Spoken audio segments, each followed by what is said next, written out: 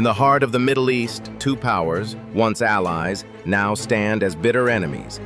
Iran and Israel, one a theocratic republic, the other a democratic state, locked in a shadow war that spans decades, continents, and ideologies. This is not just a conflict of borders, but of beliefs, of identity, of power. What began as a quiet friendship in the shadows of global diplomacy has erupted into cyber warfare, proxy battles, and assassination plots. But what's driving this secret war?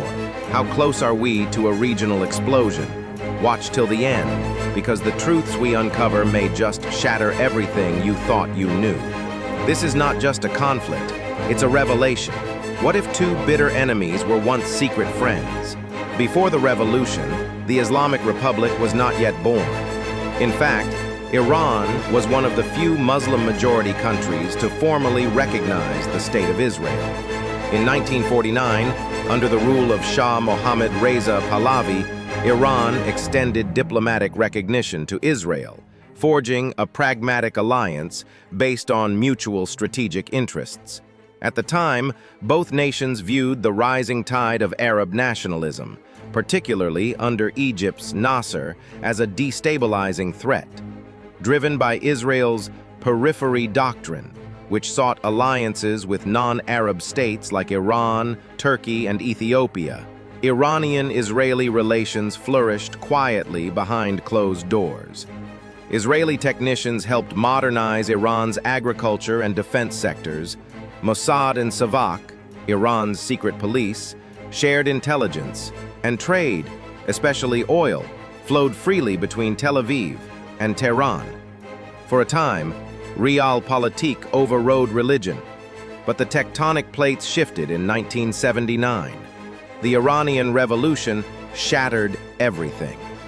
With the fall of the Shah and the rise of Ayatollah Ruhollah Khomeini, Iran was reborn as an Islamic republic grounded in Shia ideology and fierce opposition to Western, and by extension Israeli, influence. Khomeini declared Israel the Little Satan, second only to the United States, the Great Satan. Diplomatic ties were severed. The Israeli embassy in Tehran was handed to the Palestine Liberation Organization, and support began flowing to anti-Israel militant groups. The old alliance had turned into outright enmity, quiet cooperation now replaced by ideological war. The stage was set. What if the most dangerous war in the Middle East was never officially declared? The world watched as Iran and Iraq clashed in one of the longest and bloodiest wars of the 20th century. But beneath the surface, something stranger was happening. Israel, despite being labeled the Little Satan by Iran's new regime, offered covert aid to the Islamic Republic. Missiles, spare parts, and intelligence filtered through shadowy channels. Why? Because Saddam Hussein's Iraq was viewed as a greater... Across the region, Iran's long arm extended. In Gaza, Hamas and Palestinian Islamic Jihad became more than just local militant groups. With Iranian backing, they transformed into ideological siblings of the Islamic Republic, fighting with weapons made in Tehran, guided by training camps in Lebanon and Syria, their rockets turning Tel Aviv and Ashkelon into front lines. In Yemen, the Houthis rose, Zaidi Shia rebels who became a strategic thorn in the side of Israel's Gulf allies. In Iraq, the Popular Mobilization Forces grew in power, many factions taking direct orders from the IRGC's Quds Force. In Syria, foreign fighters from Afghanistan's Fatemiyun Division and Pakistan's Zainabiyun Brigade fought alongside Assad's forces, proxy warriors built in Iran's image, baptized in blood. Israel, of course, didn't stay idle. Tel Aviv launched a calculated campaign of preemptive strikes, air raids against Iranian weapons convoys in Syria, missile factories in Lebanon, and command centers near Damascus. Time and again, explosions echoed through the Syrian countryside, often unclaimed but unmistakably Israeli. Then came the cyber frontier. In 2010, a piece of code changed the game, Stuxnet. Jointly developed by the US and Israel, the virus slipped silently into Iran's nuclear facility at Natanz, crippling centrifuges and setting back the nuclear program by years. It was war without bombs. Israel had sent a message. We can reach you, even in the silence of your machines. But the fight wasn't limited to foreign soil or cyberspace. Israeli operatives, allegedly operating deep inside Iran, began targeting nuclear scientists. Men like Mohsen Fakhrizadeh, the father of Iran's nuclear program, were eliminated in surgical strikes straight out of a spy thriller. Motorbikes, remote-controlled weapons, and months of surveillance, all culminating in a single lethal moment. And still, the web of proxies grew. In southern Lebanon, Hezbollah amassed over 150,000 rockets. In Gaza, Hamas tunnels stretched like arteries beneath the sand. In Iraq and Syria, drone and missile attacks became more frequent. Israel's Iron Dome intercepted rockets, while F-35s hunted missile convoys at night. The region became a chessboard, one where every move was calculated, every piece expendable, and the real kings never showed their faces. The 2006 Lebanon War was a preview of what full-scale confrontation could look like. It was brutal, inconclusive, and revealed the depth of Hezbollah's fortification.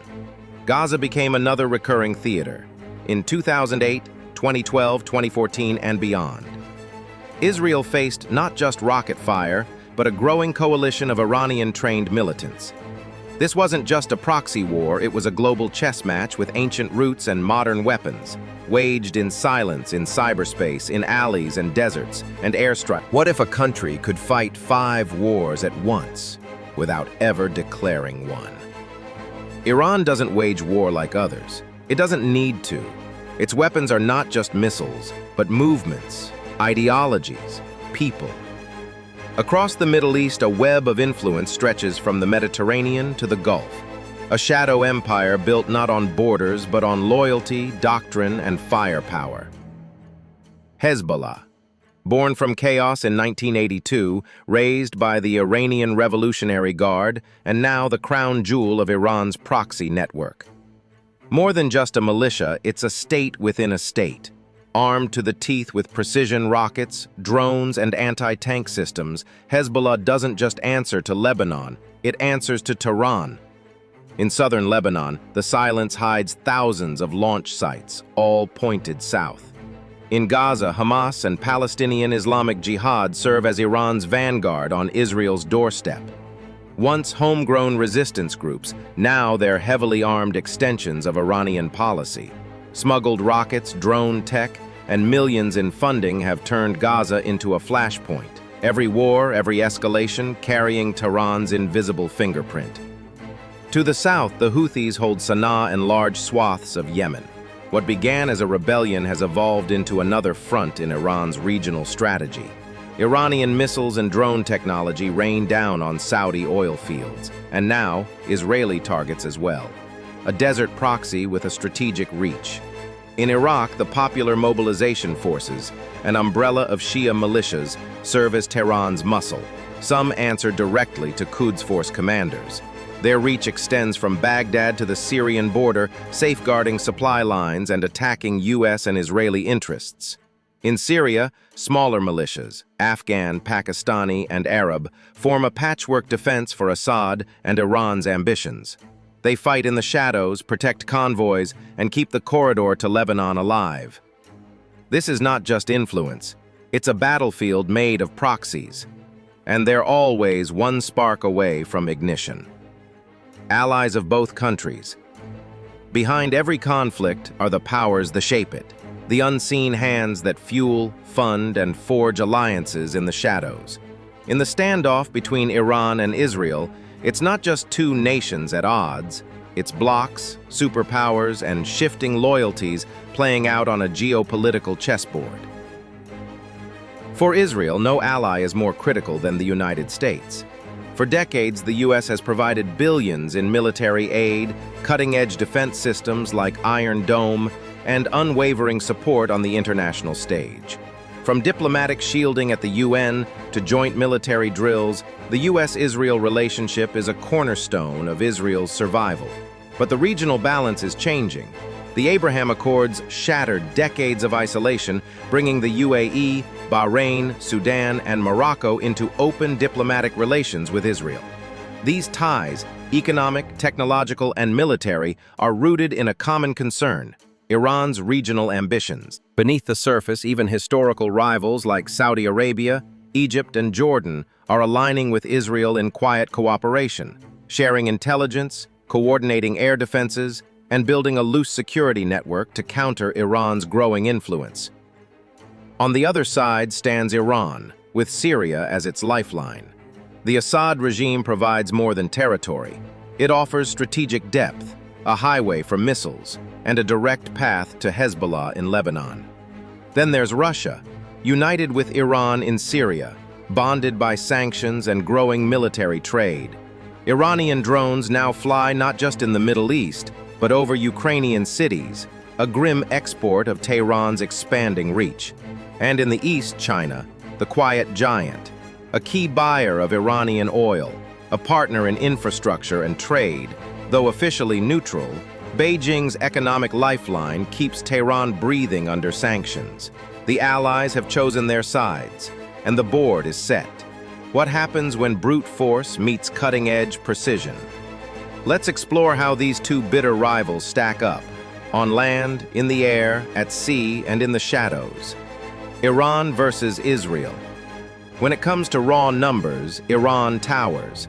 With a population nearly 10 times that of Israel and a vast pool of military personnel, both active and reserve, Iran commands a formidable presence on paper. Its ground forces are massive, bolstered by a mix of legacy American and Soviet-era equipment, supplemented more recently by Russian and domestically produced arms. Tanks, artillery, and infantry formations stretch across its borders, entrenched and ready. But quantity doesn't always mean quality. Where Iran truly invests its power is in its missile and drone programs. With a vast arsenal of ballistic missiles capable of reaching Israel, U.S. bases in the region and beyond, Iran's strategy is deterrence through distance. Its Shahid series drones, deadly and cost-effective, have already reshaped conflicts from Syria to Ukraine. In the skies, however, Iran is at a disadvantage. Its air force is largely outdated, aging F-4s, MiGs, and reverse-engineered aircraft struggling to compete with modern adversaries. Its Navy, too, doesn't match traditional power projections. But in the Persian Gulf, Iran has mastered asymmetric warfare. Fast attack boats, sea mines, and swarm tactics built to harass and cripple superior forces. Add to that a network of proxies stretching from Yemen to Lebanon, and Iran's reach becomes far larger than its borders suggest. Israel, by contrast, is compact but cutting-edge. Its air force is among the most advanced in the world, with American-made F-35 stealth fighters, precision munitions, and satellite-guided operations. Its missile defense triad, Iron Dome, David Sling, and the Arrow system, forms a near-impenetrable shield against short- and long-range threats. Israel's advantage doesn't end with hardware. Its intelligence and cyber capabilities are second to none. The case from sabotaging nuclear facilities with viruses like Stuxnet to assassinating high-value targets deep inside enemy territory. Israel fights wars in the shadows with surgical precision. And then, there's the unspoken ace, Israel's alleged nuclear arsenal. Never confirmed, but widely believed to exist, it represents the ultimate deterrent. A silent warning that any existential threat would be met with unprecedented force. One has numbers, the other has precision. One stretches through proxies, the other strikes with speed. In the balance of power, it's not just strength that matters, but how, where, and when it's used. Previous encounters, direct and indirect clashes. The first blow wasn't a bomb, it was a virus. In 2010, the world learned a new kind of war had begun. Stuxnet, a joint U.S.-Israeli cyber weapon, slipped silently into Iran's nuclear program, crippling thousands of centrifuges without a single bullet fired. It was the dawn of a digital battlefield, one that has only escalated. Since then, cyber strikes and counterstrikes have surged in silence, targeting power grids, missile systems, and financial networks. Then came the assassinations, shadowy operatives, remote-controlled weapons, and motorbike-mounted attacks, each eliminating key Iranian nuclear scientists with terrifying precision. Mohsen Fakhrizadeh, the architect of Iran's nuclear program, fell in 2020, igniting fury in Tehran and setting the stage for further escalation. Over the skies of Syria and Lebanon, the war is far less secret. Israeli airstrikes have pummeled convoys, command centers, and weapons depots belonging to Iran and its proxy Hezbollah. Damascus has become a battlefield of shadows, Tehran's supply lifeline constantly hunted by Israeli F-35s. The 2006 Lebanon War was the most visible collision between Israel and Iran's most powerful proxy. 34 days of brutal combat, thousands of rockets, and a sobering stalemate. Since then, Gaza has become the front line. Hamas and Palestinian Islamic Jihad, both backed by Iran, locked in repeated wars with Israel, 2008, 2012, 2014, and beyond. But the line between covert and open war shattered recently. In 2024 and 2025, Israel launched direct strikes inside Iran, hitting military facilities, nuclear installations, and even targeting IRGC assets. Tehran responded not with proxies, but with missiles and drones, unleashing unprecedented direct retaliation on Israeli soil. The attack on Iran's Damascus consulate was the breaking point. The gloves are off. What began in the shadows now plays out in daylight, and the world watches, breath held, as two ancient rivals edge closer to open war. Latest conflicts and escalation. Present day, June 2025. Breaking. Iran and Israel exchange direct strikes. June 2025. What was once a cold shadow war has exploded into open conflict, but with missiles, drones, and blood. It began with Israeli preventive strikes, surgical but devastating, targeting key nuclear and military facilities deep within Iranian territory. Among the reported targets, a highly secure facility near Isfahan, suspected of housing advanced enrichment capabilities. Israeli officials claimed the mission was to halt Iran's progress toward a nuclear weapon, a red line they've long declared non-negotiable. Tehran's response was immediate and fierce. Hundreds of drones and ballistic missiles launched toward Israeli territory, breaching airspace across the region. The Iron Dome lit up over Tel Aviv. Sirens screamed in Haifa and Jerusalem. Several Israeli cities reported direct hits. Civilian casualties mounted. Hospitals overflowed. Iran's state media called it a measured retaliation, but for those on the ground, it felt like war. In Israel, officials vowed further operations to degrade Iran's offensive capabilities.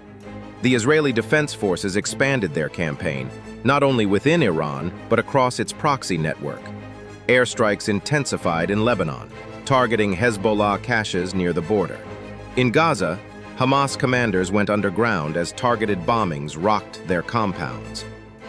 The pressure across Tehran's regional web is mounting. The world watches in disbelief. Washington, Brussels, and Beijing call for restraint. Yet neither side shows signs of backing down. Israel insists it will never allow a nuclear-armed Iran. Iran, on the other hand, declares it will not be cowed by threats or aggression, rejecting any negotiation under the shadow of bombs. Inside Iran, centrifuges spin on. Nuclear facilities have gone deeper underground. Tehran's rhetoric grows louder. And with each strike and counterstrike, the door to diplomacy inches further closed. Meanwhile, Iran's proxies remain locked in battle. In Lebanon, Hezbollah continues to test Israel's northern defenses. In Gaza, Israeli jets scream overhead as militants fire rockets toward southern towns. The shadow war may have gone hot, but the proxies are still very much in play, used, expended, and reshaped by the flames of escalation. This is not a war of the past. This is now. Each missile, each drone, each death pulls the region closer to the brink. What began as covert sabotage has become open confrontation, with no clear end in sight. The conflict between Iran and Israel has entered its most volatile phase yet, a dangerous tit-for-tat escalation where every strike invites a sharper reply. What once played out in silence and shadows is now broadcast in fire and fury. With direct military exchanges, rising casualties, and hardened rhetoric, the threshold between containment and catastrophe grows thinner by the hour. The region stands on a knife's edge. Lebanon, Gaza, Iraq, and Yemen feel the tremors of every missile. Alliances shift, proxies mobilize, and civilian lives hang in the balance. The Middle East stands on the edge of catastrophe. In June 2025, the decades-long shadow war between Iran and Israel finally exploded into direct conflict. Israel launched Operation Rising Lion, striking over 100 Iranian targets, including the nuclear sites at Natanz, Fordow, and Isfahan. The air campaign, involving over 200 aircraft and long-range missile barrages, killed more than 600 Iranians, including senior IRGC commanders and nuclear scientists. Panic swept through Tehran as civilians flooded airports and highways in a mass exodus. Iran's retaliation was swift and brutal. Under Operation True Promise 3, over 150 drones and missiles struck Israeli territory, killing 27 civilians, injuring hundreds, and damaging infrastructure in Tel Aviv, Haifa, and Beersheba. Even the U.S. Embassy in Tel Aviv was struck by shrapnel, triggering global alarm. Then, the U.S. made its move. In a bold escalation, President Trump authorized Operation Midnight Hammer, deploying B-2 stealth bombers armed with GBU-57 bunker busters from Diego Garcia and Guam. The strikes penetrated deep into Iran's underground nuclear complexes, triggering blackouts, secondary explosions, and the deaths of dozens more personnel. In response, Tehran vowed retribution, not just against Israel, but against any foreign power aiding in aggression. The IRGC warned it would target US, UK, and French bases in Iraq, Syria, and the Gulf. The Houthis threatened to attack American warships in the Red Sea, while Iraqi militias declared open hostility against coalition forces. As oil prices surge and diplomatic cables burn with urgency, one thing is clear. This is no longer a proxy war. This is a full-spectrum confrontation with the world's deadliest weapons in motion. And if cooler heads don't prevail soon, the next strike could ignite a regional firestorm the world cannot contain. The risk of full-scale regional war has never felt closer or more real.